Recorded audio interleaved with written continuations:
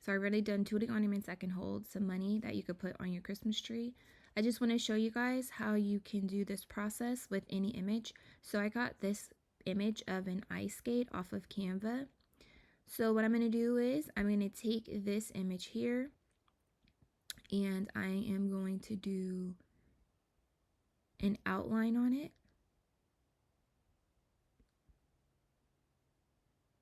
I'm going to make it a 0.25 outline. All right, that looks good to me.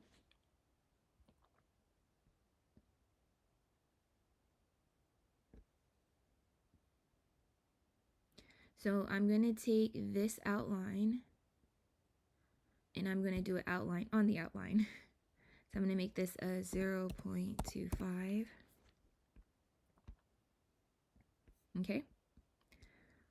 So what I'm going to do is I'm going to highlight this and I'm going to do subtract and overlap. So this makes this all one piece here.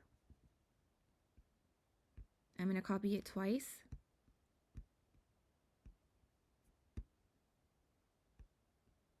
Okay.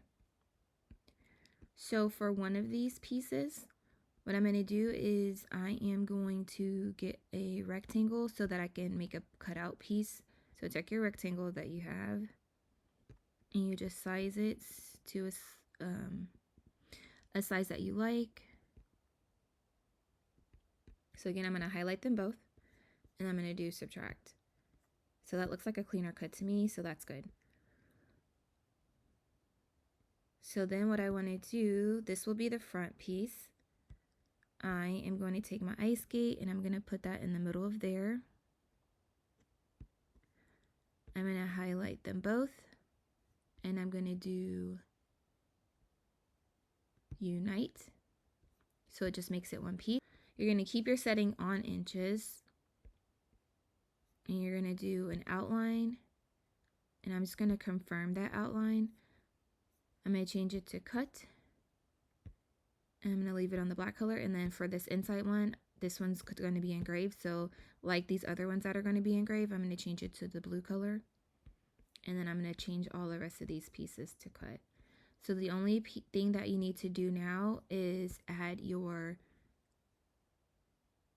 circles here so that you have a place to hang your ornament. So I'm going to just do a circle. I'm going to change it to a 0.5. I'm going to do an outline of a 0.25. I'm going to highlight both pieces. I am going to subtract at overlap. And then I'm going to pick a spot on the ornament that I would like for it to hang. So it's going to do right there. I'm going to highlight both these pieces and I'm just going to do unite. Okay, change it back to cut. So this will be the back piece. This will be the middle piece. And let me highlight both of these so they stay together when I move it. So I'm going to group it together. And then this will be the front piece. Okay. So that's how you can make some money ornaments. So let's go to cut these out. Let me check out the sizing of everything. So they're pretty big sizes. So what I'm going to do is, so as you guys can see,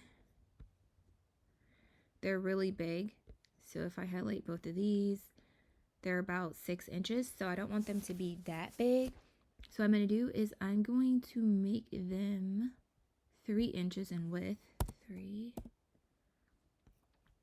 All 3 inches. 3 inches seems like it might be a little bit big. So let's see. I'm just going to make them 2 inches, I think. So now we're going to take it down to the laser engraver. I have the xTool S1, so we're going to go down there and I'm going to use a piece of 3mm basswood plywood for this project.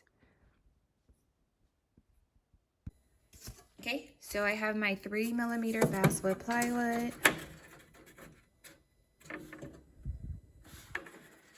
gonna put it on here. Okay.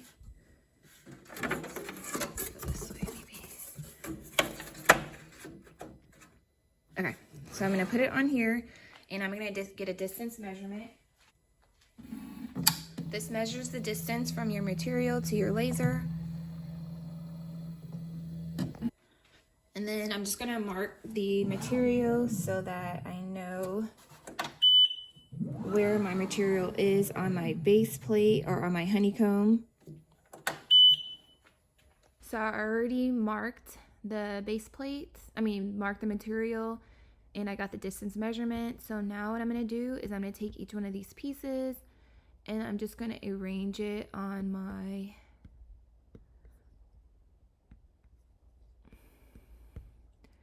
material here. All right, so then I'm gonna make sure my user-defined material is set to 3mm basswood plywood. I'm gonna push confirm, and then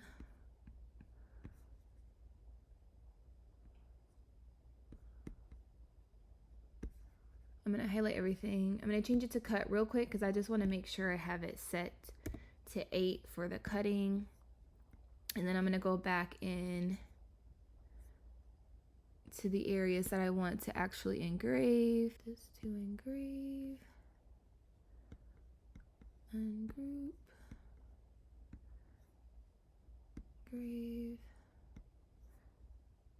engrave, ungroup, engrave.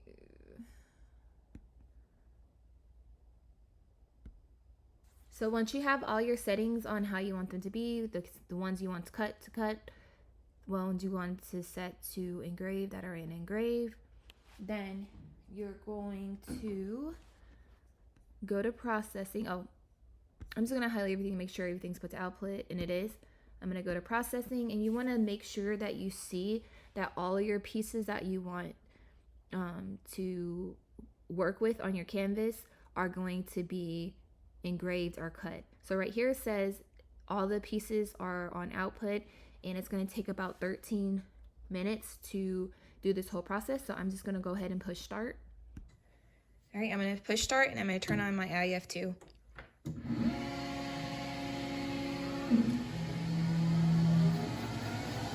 So it's going to start with doing the engraving first, as it usually does, and then I'll show you what it looks like at the end, and then we'll put it together. All right, so it's all done now. It looks like the 2 inches, I could have made it the 3 inches because they look kind of small. If you look at them on here, let's see. Especially this one, this looks really, really skinny on here. All right, so let me get all the pieces disconnected from here because there's some still stuck in here, and then we'll piece them together. Okay, so this is how the pieces ended up coming out. I didn't notice that when I did this, it's gonna make this part cut out and there not be a back to it. So basically when you put them together, it will look like this with this part on the back, and then you will have like a see-through back, if that makes any sense. So what we're gonna do is you're just gonna go back, and I'm gonna make this piece have this piece in the middle. So like if you already did this part, you can try to glue it together, but what I'm going to do is I'm just going to make this piece just a whole piece like this so that there's a backing on it. And I'm going to go do that for each one. So I changed these to the solid piece with just a circle cutout.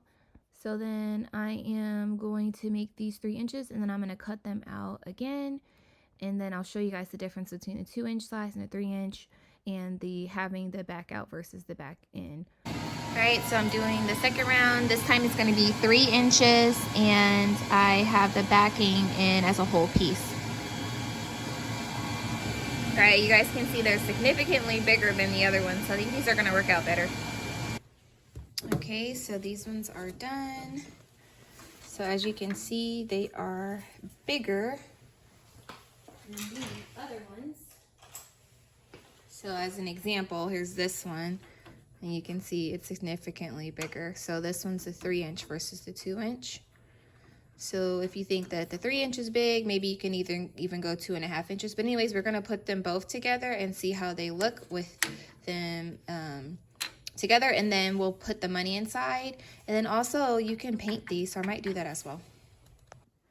All right, so I'm just gonna glue all of them together with this Elmer's glue wall, and then I'm gonna use some of these Sharpie different color markers, permanent markers, to color some of them in, and then I'll show you guys what it looks like on the tree.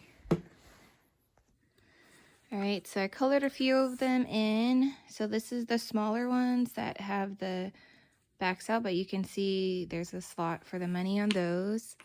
And then I didn't color any of these, but there's a slot in those as well. And you can see that the back is in on these. So I just wanted to show you guys that real quick.